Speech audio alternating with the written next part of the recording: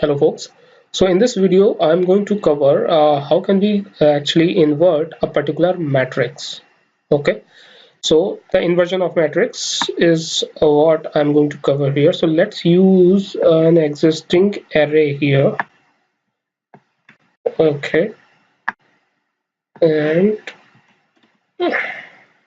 we can say that what we are going to do here is invert an existing matrix. Okay, so the matrix should be the square matrix, so 2 by 2 matrix I have used here.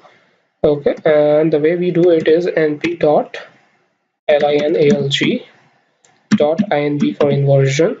Okay, and the matrix name, which is mat underscore 1. Okay, so let's see. So you can see the matrix has got inverted here. Okay, so guys, this is it for this video. I will be covering the upcoming next topic is in the upcoming video, so keep on watching. Thank you.